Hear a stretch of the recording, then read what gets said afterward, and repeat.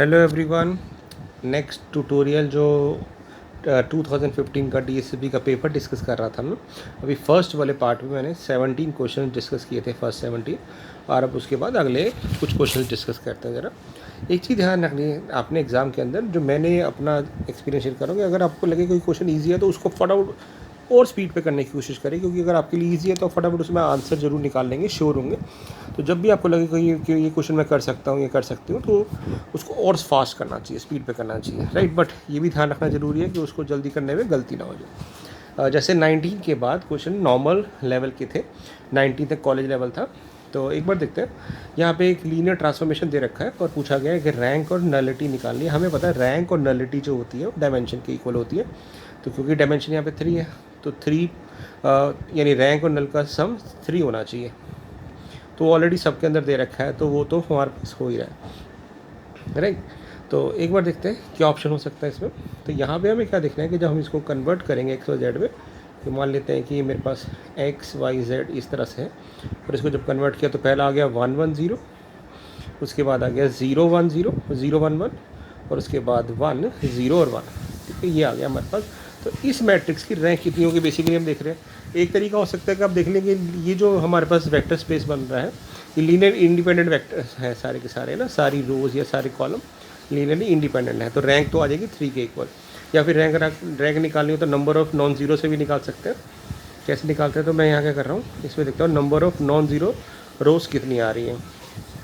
तो उसके लिए मैंने क्या किया, डायगोनल के नीचे वाले टर्म्स को ज़ीरो बनाना होता है, यानी इसको ज़ीरो, इसको ज़ीरो, इसको ज़ीरो बनाना है। तो पहले सेकंड वाली रो में से फर्स्ट रो को माइनस कर देते हैं, तो 0 1 -1 ये आ गया।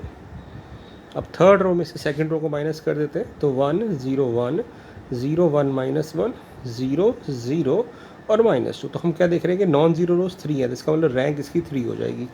तो रैंक अगर 3 हो गई तो नलिटी चेक करने की भी जरूरत नहीं है वैसे तो, क्योंकि यहाँ पे ऑप्शन में रैंक 3 एक ही ऑप्शन दे रखी है, तो इसका आंसर डी हो जाएगा, राइट।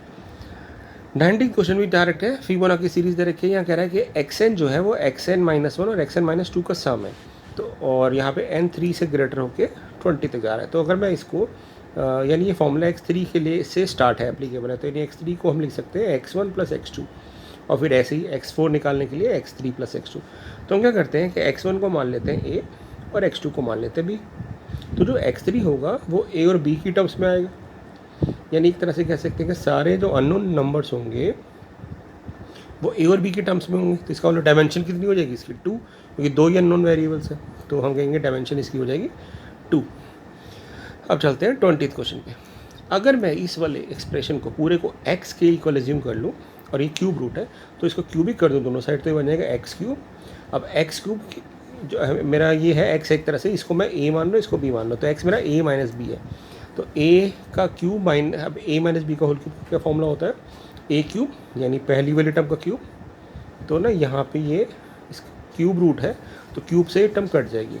a क्यूब क्या फॉर्मूला होता है, a क्यूब - b क्यूब। तो जब इसको करेंगे तो ये -2 हो जाएगा। फिर होता है हमारा -3ab। अब आप चेक करो कि इन दोनों का जब आप प्रोडक्ट कर रहे हो ab, तो आप देख रहे हो कि क्यूब रूट कॉमन ले लेते हैं, तो अंदर आ जाएगा √5 - 2 और √5 + 2, यानी a² - b² से ही आ गया 5 - 4 1। तो रूट ab 3ab जो 1 है, यानी ये टर्म 1 हो गई। क्या फॉर्मूला होता है, a cube - b cube -3ab into a - b, और a - b तो x ही है, ठीक है। अब इसको जब वो सॉल्व किया तो √5 से √5 कट गया, तो ये हमारे पास आ गया x³ + 3x, 2 और 2 4 हो गए, उस साइड जाके इधर जाके -4 हो गए। अब बेसिकली हमें देखना है कि इस इक्वेशन को कौन सी वैल्यू सेटिस्फाई करती है।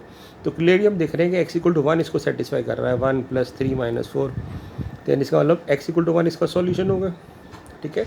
तो यहाँ पे हमने जैसे ही देखा कि x = 1 इसका सॉल्यूशन होगा, तो यानी इसकी वैल्यू हमारी 1 हो जाएगी, यानी हमारा आंसर ही होगा।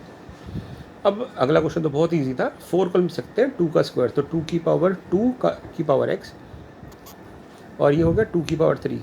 तो बेसिकली जब कंपेयर किया हमने, तो 2x = 3y हो गए, बेस को हटा के कंपेयर कर दी पावर, तो x/y हो गया मेरे पास 3/2। तो यहाँ पे 3/2 में से 1 माइनस करेंगे तो आ जाएगा 1/2। ऑप्शन नंबर बी हमारी करेक्ट हो जाएगी, ठीक है। इस तरह से कर सकते हैं क्वेश्चन को। अब चलते हैं अगले क्वेश्चन की तरफ। 22nd question. जैसे ही जो इन्फिनिटी वाले क्वेश्चन होता है ना, इनको हम क्या करते हैं, कुछ एज्यूम कर लेते हैं, मान लेते हैं एक्स एज्यूम किया और रिपीट हो रहा है मेरे यहाँ से, तो मुझे यहाँ तक पहुँचना है। तो पहले मैं ना ये, क्योंकि ये स्क्वायर रूट है तो हमने ना स्क्वायरिंग कर दी, तो एक्स स्क्वायर हो गया मेरे पास ए क्यूब रूट ऑफ बी, और ये सारी टर्म चलती जा रही है। फिर मैंने इस क्यूब रूट को हटाने के लिए क्यूब कर दिया, तो ये बन गया x six equal to a cube और ये बी, और ये टर्म सारी की सारी बन गई ए 3b। और हम देख रहे हैं कि ये पार्ट तो x बन चुका है, तो हम कह रहे हैं कि x six equal to a cube b x हो गया।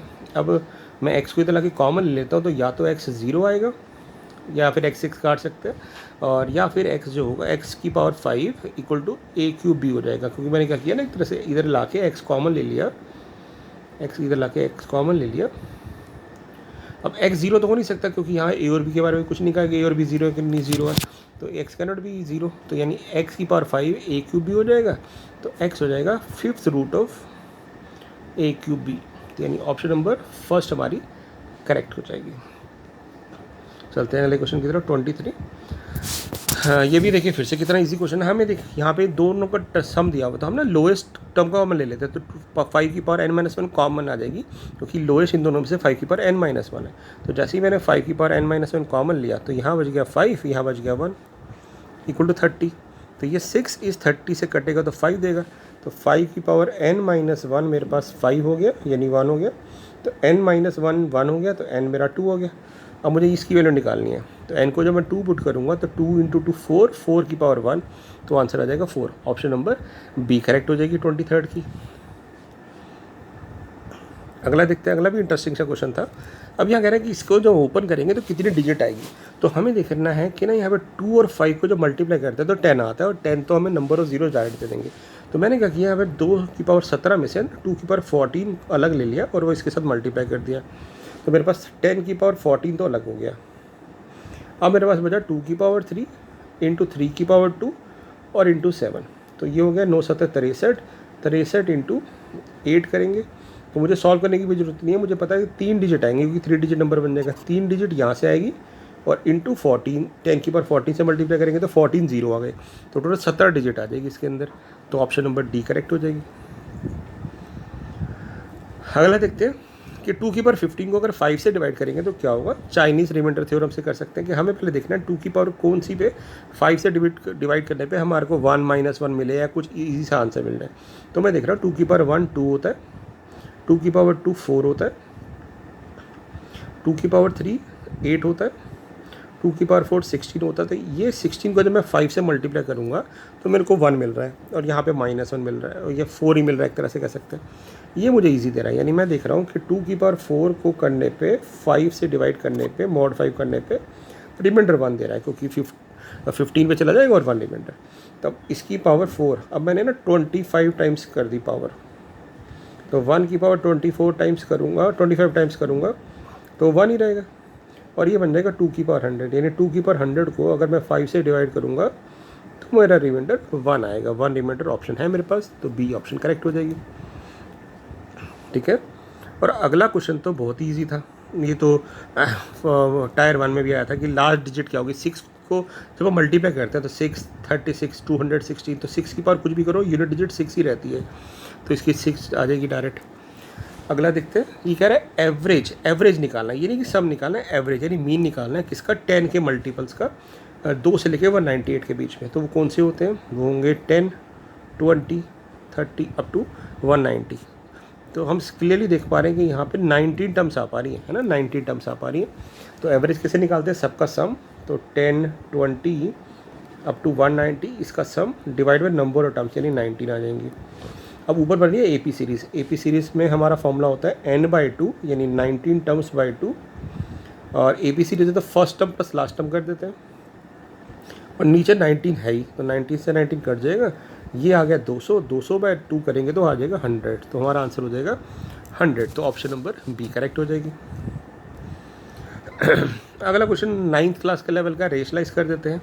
तो यहाँ पे जब मैं इस पार्ट को रेशलाइज करूँगा, यानी √2 - 1 से मल्टीप्लाई या डिवाइड करूँगा, तो नीचे आ जाएगा √2 का स्क्वायर -1 का स्क्वायर, यानी 1। अगले में मैं √3 - √2 से मल्टीप्लाई करूँगा तो आ जाएगा √3 - √2, नीचे आ जाएगा 1। ऐसे ही √4 - √3, और आखिरी में आएगा √81 माइनस √80। तो हम क्या देख रहे हैं कि यहाँ पे √2 कट गया, √3 से, ये कट गया इससे, यानी हर एक एक्सप्रेशन की सेकंड टर्म कट रही है उसके प्रीवियस के फर्स्ट से। यानी ये हम कहने का मतलब है यहाँ पे अगर 1 बच गया, जो किससे नहीं कट रहा क्योंकि 1 से पहले कुछ नहीं है, तो यहाँ पे 81 बच जाएगा कि 81 के बाद कुछ नहीं है, तो ये √80 कहीं कट जाएगा, तो √81 बच जाएगा, यानी √81 होता है 9, तो 9 माइनस 1 हमारे पास ऑप्शन हो जाएगा 8। एक बार देख लेते हैं, 8 था, 8 ऑप्शन है इसकी, यस 8 ऑप्शन नंबर बी है, तो बी करेक्ट हो जाएगा। अगला क्वेश्चन 14 को अगर मैं 172 के मॉड 14 172 रिमाइंडर दे रहा है, अगर मैं मॉड से मल्टीप्लाई करता हूँ, तो एक तरह से मैं इसको इधर ले आता हूँ, तो यानी एक तरह से मैं कह सकता हूँ कि ये 172 में से 14 माइनस करेंगे तो माइनस 158 आ जाएगा, यानी मेरे पास जो mx है वो 158 है। यानी अब मेरे को देखना है कि x क्या नंबर होगा, मतलब x ऐसा नंबर होगा जो 158 को डिवाइड कर देगा।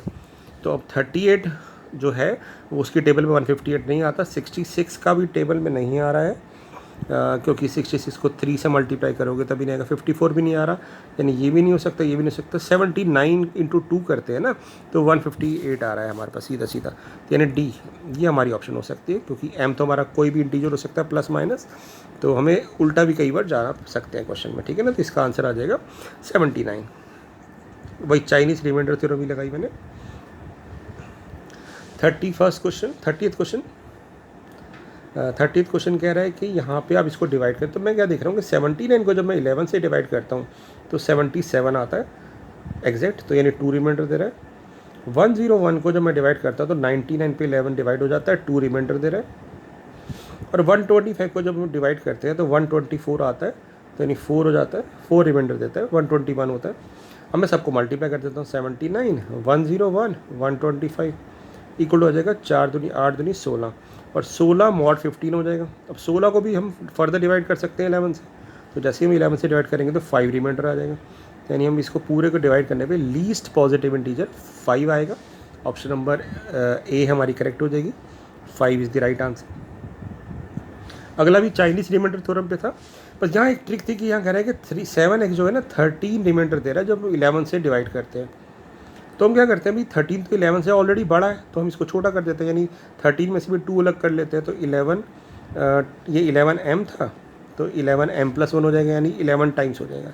यानी हमने इसको मॉडिफाई कर दिया कि 7x इक्वल टू 2 रिमाइंडर दे रहा है जब हम 11 से डिवाइड कर रहे हैं, यानी क्वेश्चन में थोड़ा सा ट्रिकी पार्ट था, हमने इसको देख लिया, ठीक है। मैं ना इसको रब कर देता हूँ कि भाई 2 रिमाइंडर दे रहा है, हमें सिर्फ इतना देखना है कि 7x को जब हम डिवाइड कर रहे हैं तो 2 रिमाइंडर दे रहा है। तो अब हम क्या करते हैं, उल्टे नंबर पुट करते हैं, यहाँ आ जाएगा 3 पुट करूँगा तो 21 को 11 से डिवाइड करेंगे तो फिर 10 रिमाइंडर आएगा, नहीं हो सकता। -2 पुट करेंगे तो -14 हो गया, -14 को 11 से डिवाइड करेंगे तो -3 आ जाएगा, और फिर यानी 6 आ जाएगा, नहीं हो सकता। जैसे ही मैं 5 पुट करूँगा तो आ जाएगा 35 को 11 से डिवाइड किया तो वो 33 पे जा रहा है, तो 2 रिमाइंडर, यानी ये हमारा सही बैठ रहा है, यानी ऑप्शन नंबर 5 हमारी ठीक हो जाएगी, मतलब ऑप्शन नंबर सी हमारी ठीक हो जाएगी, क्योंकि 5 पुट करने पे 35 को मैं 11 से डिवाइड करता हूँ तो 2 रिमाइंडर दे रहा है। 32 क्वेश्चन देखते हैं। यहाँ पे हम देख रहे हैं कि ये ना 3 के बाद रिपीट हो रहा है, तो इस नंबर को मैं x मान लेता हूँ। अब क्योंकि 3 से के बाद रिपीट हो रहा है 3 डिजिट के बाद, तो मैं इसको 1000 से मल्टीप्लाई कर देता हूँ, ताकि 1000 से मल्टीप्लाई करने पे आ जाएगा 2357 point dash dash dash same number. अब इसमें से इसको माइनस करूँगा तो 1000 में से एक x गया 99999x, और डेसिमल वाला पार्ट पूरा कट जाएगा, 2357 में से 2 चला जाएगा तो 2355, तो x आ जाएगा हमारे पास 2355 अपॉन 999। कौन सी ऑप्शन करेक्ट है, ऑप्शन नंबर बी करेक्ट हो जाएगी 32 के लिए, ओके। अगला डी बोरोस थ्योरम पे था 33 क्वेश्चन। मैं क्या करता हूँ इसके अंदर, इसको ना इसको फॉर द टाइम भी इसको हम p मान लेते हैं, नहीं तो ऐसे डायरेक्ट एलसीएम ले लेते हैं। इसका एलसीएम ले लेंगे तो आ जाएगा x² + 1 equal to 2x cos π/10। इसको इधर लेंगे तो एक क्वाड्रेटिक इक्वेशन बन गई हमारे पास, और जिसके जो सॉल्यूशन आएंगे वो कैसे निकालेंगे, x इक्वल टू b, क्या फॉर्मूला होता है b, तो 2 cos π/10 प्लस माइनस रूट में b² मतलब 4 cos² π/10 -4ac, तो -4 हो जाएगा अपॉन 2a, तो 4 कॉमन लेके बाहर आ जाएगा, तो x मेरे पास हो गया cos π/10 प्लस माइनस, अब ना ये cos square minus cos square theta -1 बच गया, तो मैं -1 अंडर अलग कर दूंगा और 1 माइनस कॉस स्क्वायर थीटा को साइन स्क्वायर थीटा कर दूंगा, यानी मेरे पास इसकी ये वैल्यू आ गई एक तरह से, ये x की value cos π/10 plus minus sine π/10 iota. ठीक है, अब मुझे चाहिए, यहाँ पे मैं इसको सब हटा देता हूँ, यानी मेरे पास x आ चुका है cos π/10 प्लस आयोटा साइन π/10। अब इसकी पावर चाहिए 5, क्योंकि यह है x की पावर 5 प्लस x की पावर -5, तो जब हम इसकी पावर 5 करेंगे तो डी मोवर थ्योरम क्या कहती है, जब पावर 5 हो जाती है तो एंगल में चला जाता है, तो 5 यहाँ आ जाएगा, ये बन जाएगा cos 5π/10 प्लस आयोटा साइन 5π/10, और अगर पावर माइनस हो जाएगी तो पावर माइनस भी आगे आएगी, तो वो आ जाएगा हमारे पास cos -5π/10, जो cos 5 minus theta cos theta ही होता है, और साइन में बाहर आ जाता है। अब मुझे इन दोनों को सम करना है, जैसे ही कट जाएगा तो मेरे पास बचेगा 2 cos 5π/10 यानी π/2, और cos π/2 cos 90 0 होता है, तो यानी मेरा आंसर आ जाएगा 0। तो इसका क्या ऑप्शन होगा, देखिए एक बार, option number B is the right answer. और 34 तो बहुत ही ईजी था, कंसेप्चुअल क्वेश्चन था 34। अगर आपको याद हो, साइन इनवर्स की जो रेंज होती है वो होती है प्रिंसिपल रेंज -π/2 से π/2, और हमारे पास यहाँ पे 3 साइन ऐड होके 3π/2 दे रहे हैं, क्योंकि 3π/2 को ले सकता हूँ π/2 π/2 π/2, यानी इसका मतलब है ये मेरे पास हर एक नंबर π/2 के इक्वल है। ऐसे क्वेश्चन मैंने 12th क्लास के ट्यूटोरियल में भी डाले थे, ऐसे क्वेश्चन करवाए हुए हैं, आप भी इसकी प्रैक्टिस कर सकते हैं कि ये तभी एक पॉसिबल होगी इक्वेशन जब हर एक π/2 के इक्वल होगा। क्यों, अगर ऐसा नहीं है, मान लेते हैं ये π/2 से लेस है, तो दूसरे को π/2 से ग्रेटर होना पड़ेगा सम को 3π/2 बनाने के लिए, विच इज़ नॉट पॉसिबल। तो इसका मतलब हर एक वैल्यू π/2 के इक्वल है, यानी साइन इनवर्स ऑफ x π/2 के इक्वल है। x साइन π/2 हो जाएगा, यानी x 1 हो जाएगा, y भी 1 हो जाएगा, z भी 1 हो जाएगा। अब मुझसे पूछा इसकी वैल्यू बताओ, तो 1 की पावर 1000 1 1 1 1, तो यानी 3 1 को ऐड करेंगे तो हमारा आंसर आ जाएगा 34 का ऑप्शन नंबर सी करेक्ट हो जाएगा। तो इस तरह से हमने अगले 17 क्वेश्चन डिस्कस कर लिए। ठीक है, तो आप एक बार देख लीजिए, बहुत कई क्वेश्चन तो आपको भी आते होंगे, सिर्फ मैं इसलिए एक बार कंपाइल वे में सारे कर रहा हूँ कि अगर आपको कोई क्वेश्चन लगता है कि आपने किसी डिफरेंट मेथड से किया तो हो सकता है ये मेथड ईजी लगे, या आपके पास कोई अलग मेथड हो। I am uploading the video just for your help, कि मैं भी आपको विश करता हूँ कि भी आप कभी एग्ज़ाम क्लियर हो और आप भी फटाफट गवर्नमेंट जॉब में आए और बच्चों की हेल्प करें। यहाँ पे बहुत ज़रूरत है अच्छे टीचर्स की। Thank you so much, all the best for your exams. Thank you.